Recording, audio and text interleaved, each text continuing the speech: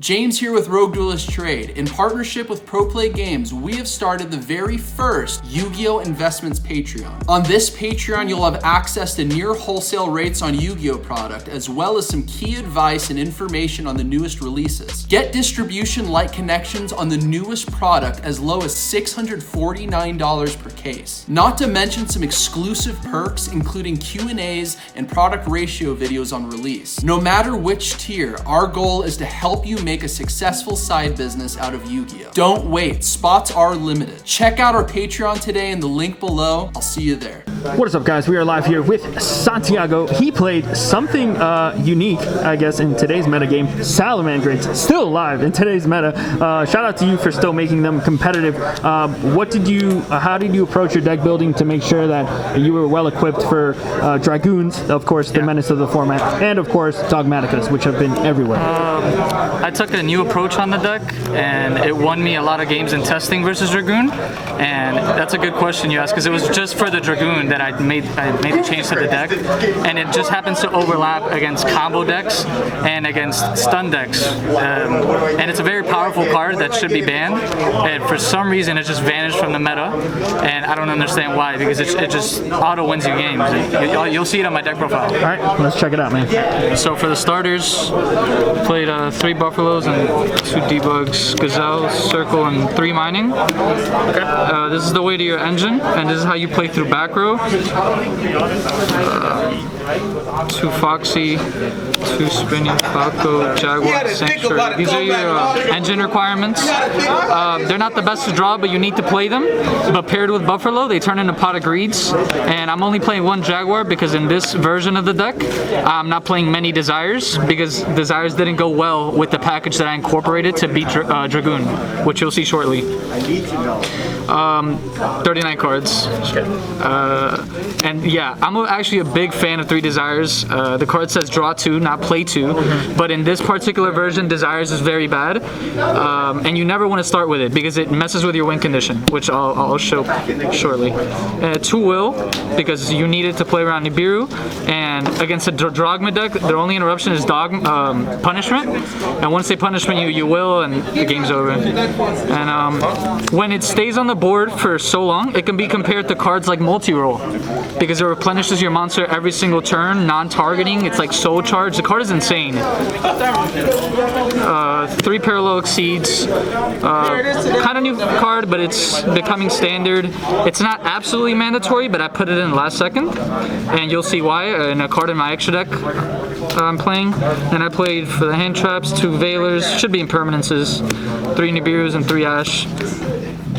It ended up actually costing me a game in Swiss, the only match that I lost in Swiss, because these weren't impermanences. But he had an Inspector border, and I couldn't negate it with impermanence. So, but 8 hand traps, it gives you like a 25% chance of opening 2, and combo has a really hard time playing through 2, and they're just really good. And like, these are mandatory. This is the most impactful card of the format, and the Veiler's just good all around.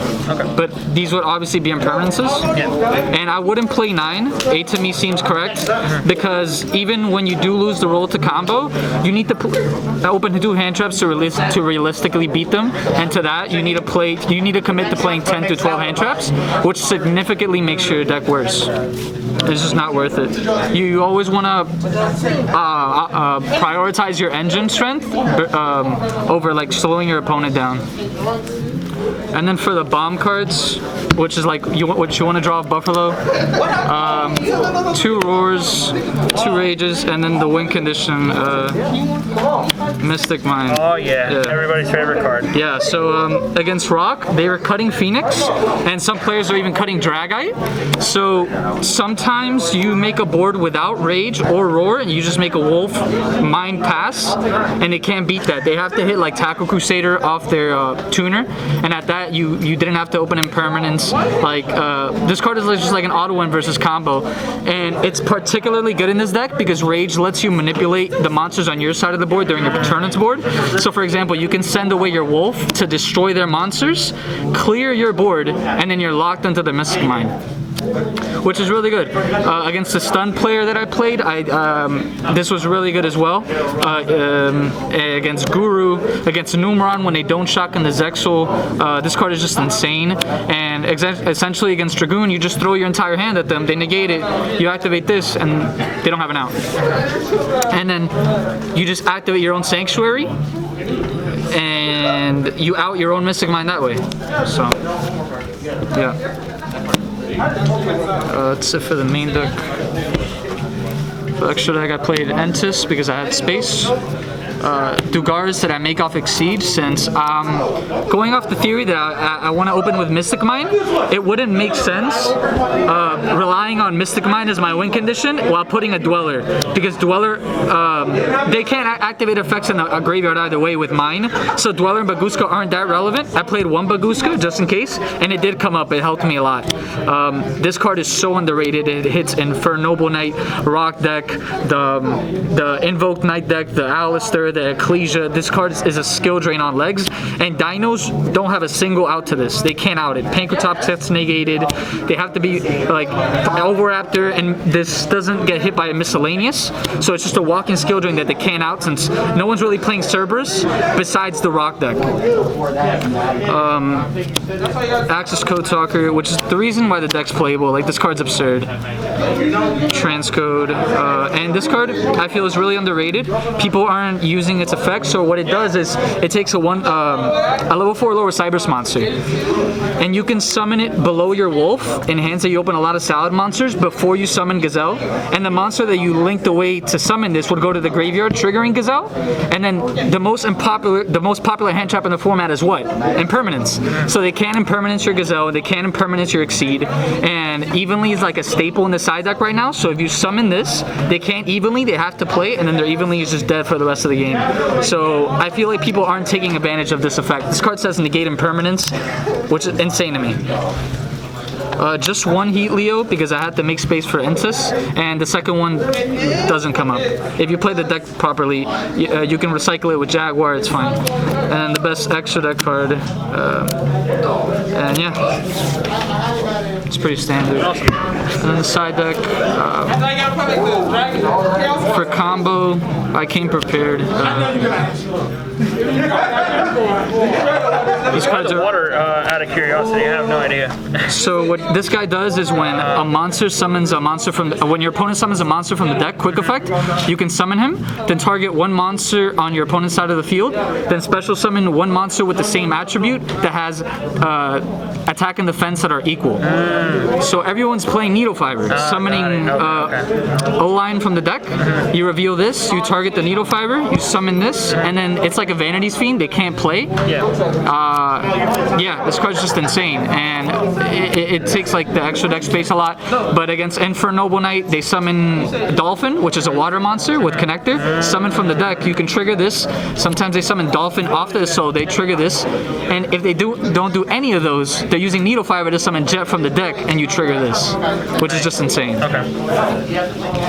3 Gamma, self-explanatory, and then the last one, Random Token Collector, because it's really good Infernoble and versus everything, and I like this card because it's protects you from Nibiru. So if you token collector them, they can't Nibiru you. So Salad, if they can't Nibiru you with Salad, the game, that you can just pretty much play through anything. 1 Nova and 1 Macabre, because this deck does struggle with Winda, which is another spot that Mystic Mine covers enough, funny enough. They Winda you, and then so you just Mystic Mine them and you deck them out.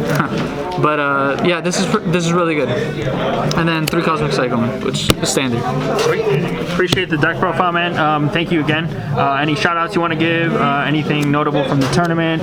Shout out to Pro Play Games for hosting the tournament. Everyone back home in South Florida, check out my SoundCloud at KingRay305. I'm about to drop new music. You guys can check that out. Oh yeah. And shout out to all my friends in South Florida: Andres Torres, Jose Osores. You got some pretty good testing partners here in South Florida, right? Yeah. The best of the best. Well, appreciate you. You're about to play your top 4. We'll update the description if you end up taking it home. Yeah. Hopefully you do. We'll all be cheering for you. Thank you again for the deck profile. Good luck in the next one. Okay.